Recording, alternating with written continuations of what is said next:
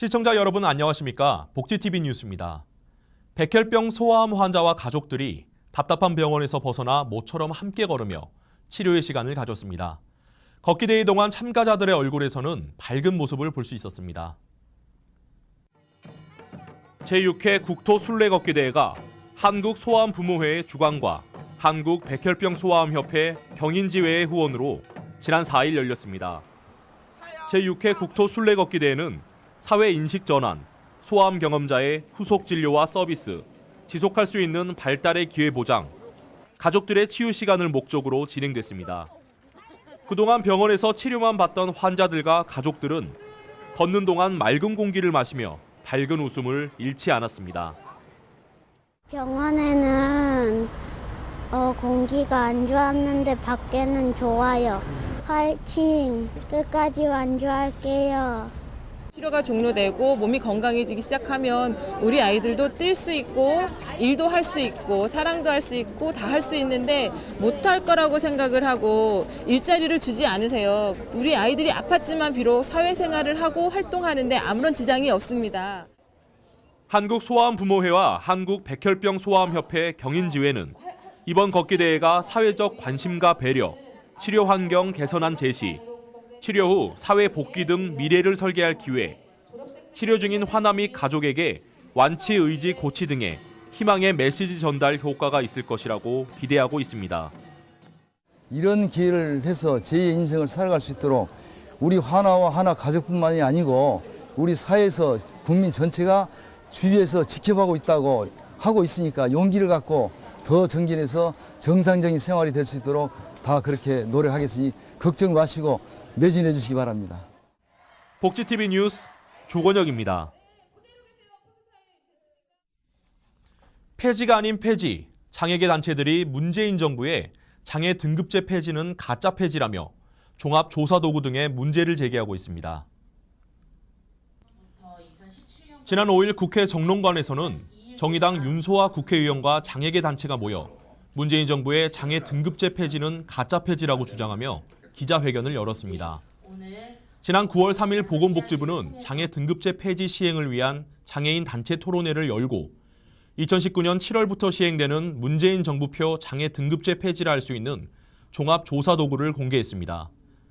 하지만 종합조사의 내용은 1급부터 6급까지의 장애 등급을 총점 596점의 장애 점수 제도로 탈바꿈하는 것에 불과했습니다. 이들은 진짜 장애 등급제 폐지를 요구하며 구체적인 예산 책정과 장애인 거주시설 신규 입소 금지를 요구했습니다. 장애인 스포츠 역사상 최초로 남북 단일팀의 모습도 볼 수 있는 2018 인도네시아 장애인 아시아 경기 대회가 열렸습니다. 아시아의 정신과 에너지를 깨워라는 슬로건을 내건 2018 인도네시아 장애인 아시아 경기 대회가 지난 6일부터 13일까지 화려하게 펼쳐졌습니다. 특히 이번 대회에서 우리 대표팀은 장애인 체육 국제 종합대회 사상 첫 남북 단일팀을 구성했습니다. 개회식에는 남측 휠체어 펜싱 김선미 선수와 북측 수영 심승혁 선수가 한반도기를 들고 공동 기수로 나서기도 했습니다. 한편 대한민국의 첫 메달은 동메달로 지난 7일 휠체어 펜싱 남자 플레레 개인전 심재훈 선수가 선사했습니다. 대한장애인체육회는 인도네시아 자카르타 일원에서 개최되는 2018 인도네시아 장애인 아시아 경기 대회 기간 동안 코리아 하우스를 운영한다고 밝혔습니다. 코리아 하우스는 대한민국 선수단을 전방위로 지원해 경기력 향상을 도모하고 대한민국을 알리는 홍보대사의 역할을 수행하게 됩니다. 코리아 하우스는 자카르타 술탄 호텔 내에 마련됐고 지난 7일 개관식을 통해 본격적인 운영을 시작했습니다. 개관식에는 문화체육관광부 노태관 제2차관, 북측 선수단 관계자 등 100여 명이 참석했습니다. 대한장애인체육회 이명호 회장은 장애인 체육 역사상 최초로 아시아 경기대회에 코리아 하우스가 운영돼 우리 선수단을 지원하고 또한 북측의 선수단도 함께 한다는 데 큰 의미가 있다며 코리아 하우스는 모두를 위한 공간으로 2018 인도네시아 장애인 아시아 경기 대회를 마음껏 즐겨달라고 전했습니다. 오는 13일까지 운영되는 코리아 하우스에서는 선수단 한식 지원, 선수 라운지 및 릴렉스룸 운영과 각종 국제 스포츠 교류를 진행하고 남북 교류관, 포토존, 한류 문화관, 장애인 스포츠 체험장 운영 등 다양한 프로그램을 구성, 운영합니다. 남북 장애인 체육 수장들이 손을 잡고 함께하는 협력을 약속했습니다. 2018 인도네시아 장애인 아시아 경기 대회가 펼쳐지고 있는 현장에서 대한장애인체육회 이명호 회장과 조선장애자보호연맹 김문철 위원장이 만나 나란히 응원을 펼치고 향후 계획에 대한 이야기를 나눴습니다. 대회가 시작된 지난 6일 자카르타의 에코벤션 안촐에서는 이번 대회 북측 선수의 첫 출전인 김영록 선수의 탁구 경기가 치러졌고 남과 북이 함께 응원에 나섰습니다. 남북 장애인 체육 수장은 종합국제대회 사상 첫 남북 공동 입장과 탁구와 수영 단일팀의 의미를 강조했습니다. 이명호 회장은 남북의 장애인 선수들을 통해 우리가 통일로 가는 길에 앞장서고 국제 무대에서 남북 장애인의 위력을 세계에 떨쳤으면 좋겠다며 이번뿐만 아니라 앞으로도 남북이 정보, 장비, 기술을 적극적으로 교류해 좋은 성과를 가져갈 수 있길 바란다고 기대를 나타냈습니다.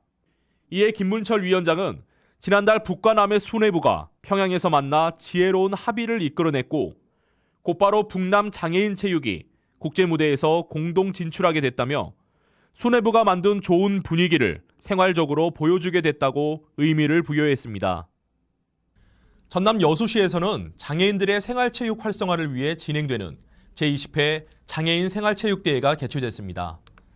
20개 종목에서 치열한 승부가 펼쳐진 현장을 박하은 기자와 함께합니다. 평창 패럴림픽을 향한 국민들의 관심과 열기를 이어나가기 위해 문화체육관광부는 장애인 스포츠의 발전을 위한 활성화 방안을 발표했고 여수시도 장애인 체육복지 발전을 위해 많은 관심을 기울이고 있습니다. 장애인과 비장애인이 더불어 사는 여수시를 만들어 장애인 복지 증진을 도모하기 위한 제20회 여수시 장애인 생활체육대회가 진남체육관과 장애인 국민체육센터에서 열렸습니다. 네, 오늘과 내일 개최되는 이 대회는 제20회 여수시 장애인 생활체육대회입니다. 총 1000명의 선수들이 참여를 하고요. 20개 종목에 도전을 하고 즐기는 대회입니다. 아무쪼록 이 장애인과 비장애인이 함께하고 편견 없는 세상을 만드는 대회가 될 것입니다. 선수들은 그동안 갈고 닦은 기량을 마음껏 발휘하고 선의의 경쟁을 펼치며 장애의 한계를 극복하는 체육인으로서의 모습을 보여줬습니다. 경기의 승패를 떠나 장애인과 비장애인의 구분 없이 스포츠에 대한 열정으로 하나 됐던 이번 대회를 통해 장애인에 대한 편견 없는 사회적 분위기가 구축되길 기대해봅니다. 복지TV 뉴스 박하은입니다. 가을이 되면 나뭇잎과 가지들이 말라 항상 불조심하라는 말을 많이 하는데요. 전남 여수시에서는 불조심 문화축제가 열렸다고 합니다. 올해로 두 번째 열리는 문화축제에 임지윤 기자가 다녀왔습니다. 가을이 무르익는 요즘 부쩍 쌀쌀하고 건조해진 날씨 덕에 화재 위험성이 높아짐에 따라 동절기 화재 예방 캠페인이 열렸습니다. 여수 성산공원 주무대에서 열린 제2회 불조심 문화축제는 화재 예방에 대한 경각심을 높이고 시민들의 응급처치 능력을 배양하기 위해 소화기 작동 체험장, 심폐소생술 시연회와 같은 다양한 체험 행사장이 마련됐습니다.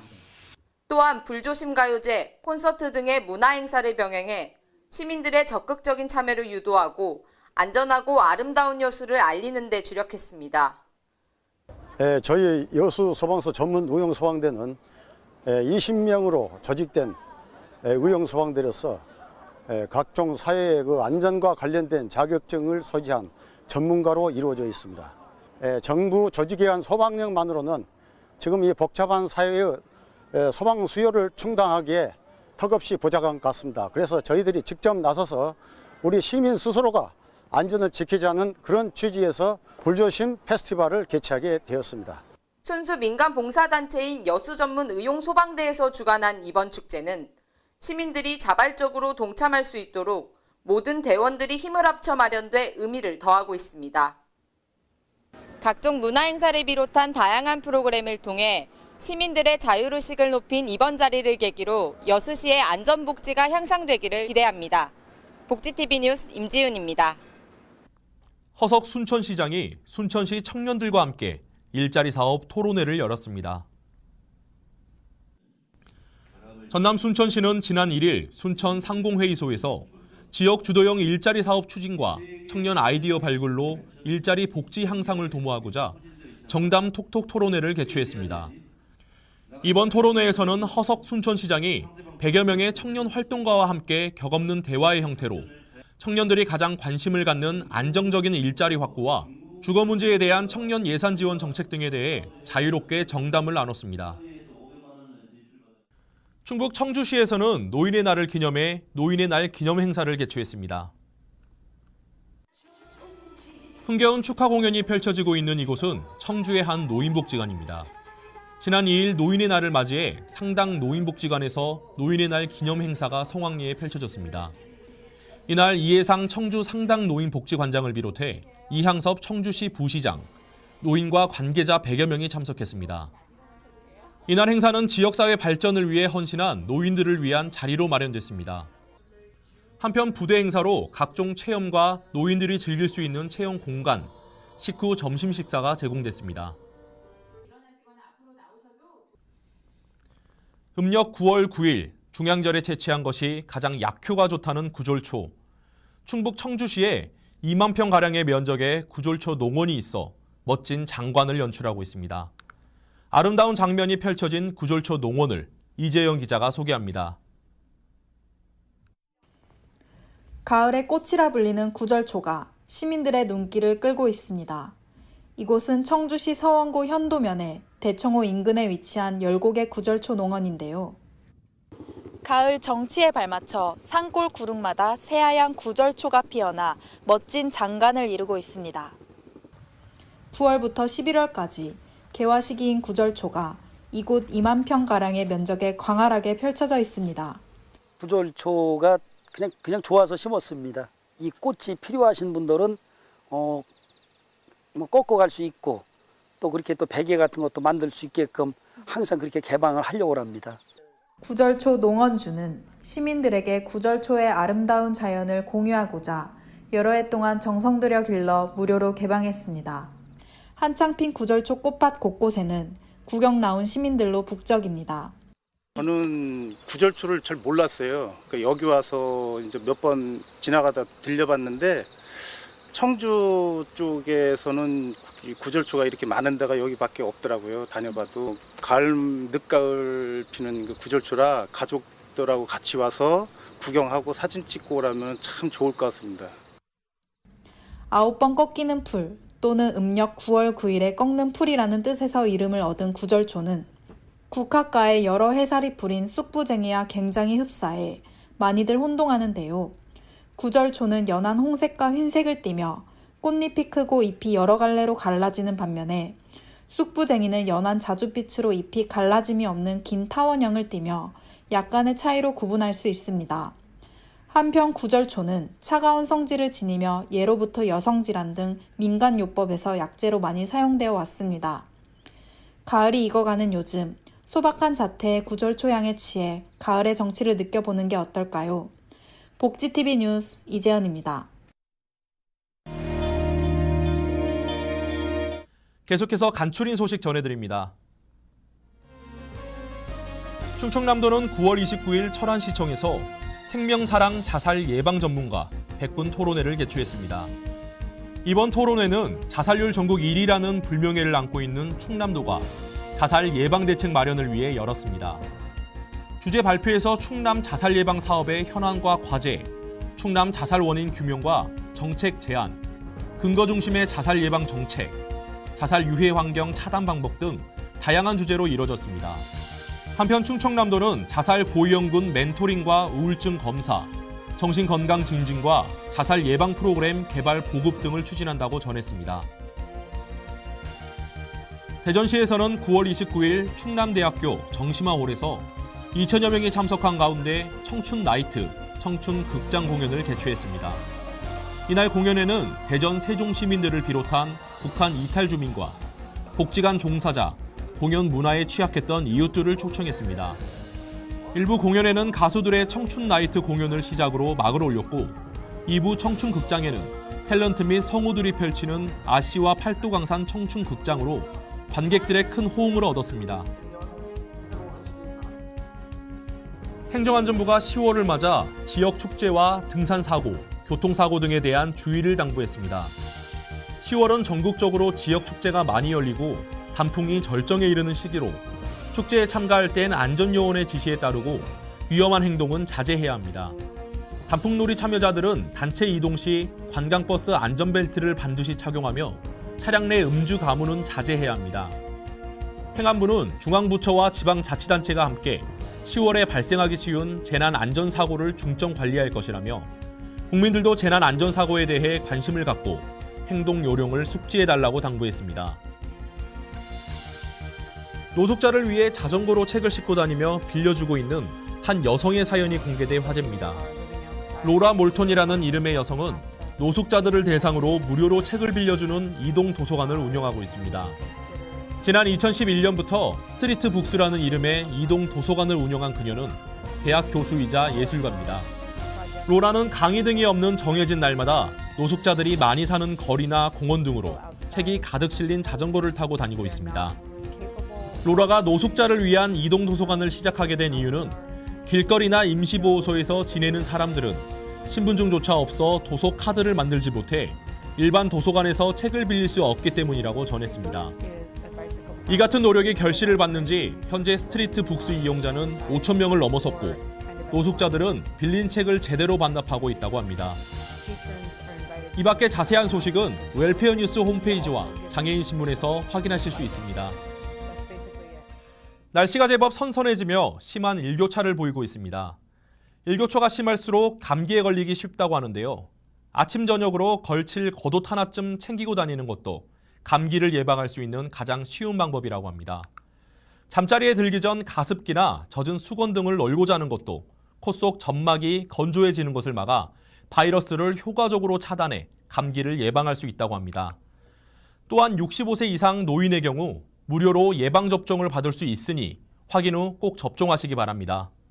복지TV 뉴스를 마칩니다. 시청해주신 여러분 고맙습니다. 우리 주변에서 일어나는 불공정한 사례부터 억울한 사연, 따뜻한 미담까지 장애인 신문과 웰페어 뉴스 홈페이지를 통해 보다 다양한 소식을 접할 수 있습니다.